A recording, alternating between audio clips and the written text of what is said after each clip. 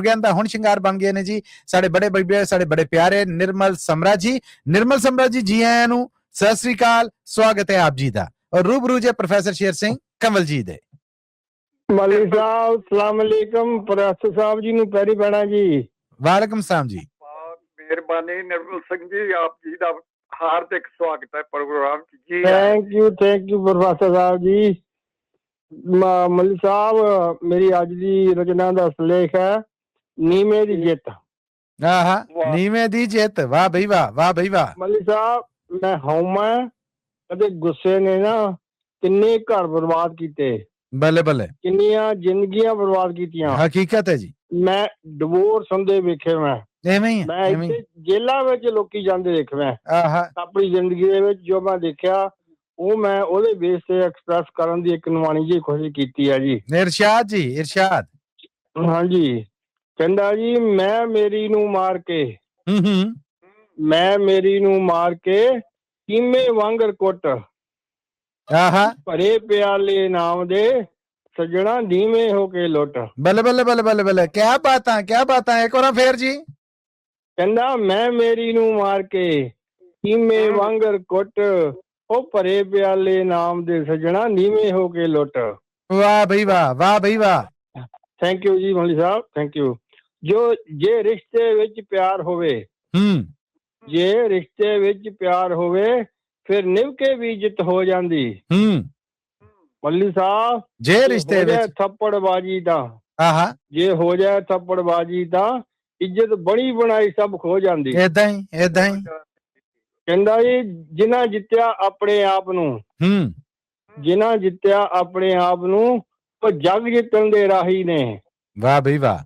ਝੋਕੇ ਮਿਲਣਾ ਹੀ ਸਭ ਤੋਂ ਵੱਡੀ ਦੌਲਤ ਹੈ। ਝੋਕੇ ਮਿਲਣਾ ਹੀ ਸਭ ਤੋਂ ਵੱਡੀ ਦੌਲਤ ਹੈ, ਬਾਕੀ ਸਭ ਰਾਹਾਂ ਦੀ ਕਾਹੀ ਨੇ। ਕਿਆ ਕਹਿਣੇ, ਕਿਆ ਕਹਿਣੇ। ਉਹ ਅਕਲਾਂ ਦੇ ਮਾਲਕ ਹੁੰਦੇ ਨੇ ਮੌਲਵੀ ਸਾਹਿਬ, ਉਹ ਅਕਲਾਂ ਦੇ ਮਾਲਕ ਹੁੰਦੇ ਨੇ ਜੋ ਗੁੱਸੇ ਨੂੰ ਨਿਤ ਪੀ ਜਾਂਦੇ। ਵਾਹ ਬਈ ਵਾਹ। ਬੇਅਕਲ ਜ਼ਿੰਦਗੀਆਂ ਖੋ ਬਹਿੰਦੇ, ਅਕਲਾਂ ਵਾਲੇ ਸਦਾ ਲਈ ਜੀ ਜਾਂਦੇ। ਥੈਂਕ ਯੂ ਜੀ। ਮਿੱਠੇ ਬੋਲ ਦਿਲਾਂ ਨੂੰ ਜਿੱਤ ਲੈਂਦੇ, ਮਿੱਠੇ ਬੋਲ ਦਿਲਾਂ ਨੂੰ ਜਿੱਤ ਲੈਂਦੇ। ਮੌਲਵੀ ਸਾਹਿਬ ਤੁਹਾਡੇ ਵਰਗੇ। ਇਰਸ਼ਾਦ ਜੀ, ਇਰਸ਼ਾਦ, ਧੰਨਵਾਦ ਤੁਹਾਡਾ ਇਹ ਵੈਲਿਊ ਦੇਣ ਲਈ। ਮਿੱਠੇ ਬੋਲ ਦਿਲਾਂ ਨੂੰ ਜਿੱਤ ਲੈਂਦੇ, ਕੌੜੇ ਬੋਲ ਵਿਛੋੜਾ ਪਾਉਂਦੇ ਨੇ। ਪਿਆਰ ਦੇ ਬੀਜ ਜੋ ਬੀਜੇ ਜਿਹੜਾ, ਪਿਆਰ ਦੇ ਬੀਜ ਜੋ ਬੀਜੇ ਜਿਹੜਾ, ਉਹੀ ਖੁਸ਼ੀਆਂ ਨਾਲ ਜਿਉਂਦੇ ਨੇ। ਕਿਆ ਬਾਤਾਂ, ਕਿਆ ਬਾਤਾਂ, ਕਿਆ ਕਹਿਣੇ।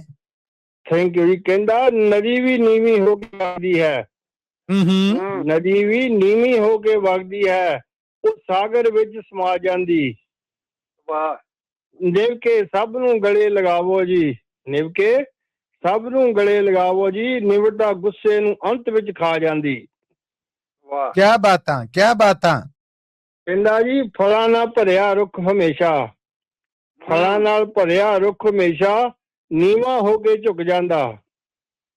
ਉੱਚਾ ਰੁੱਖ ਵਿਖਾਊ ਆਕੜ ਜੋ, ਉਹ ਆਏ ਹਨੇਰੀ ਟੁੱਟ ਜਾਂਦਾ। ਬੱਲੇ ਬੱਲੇ ਬੱਲੇ ਬੱਲੇ ਬੱਲੇ, क्या हकीकत है, क्या सच है, क्या मंजर है, क्या सबूत है। वाह जी वाह।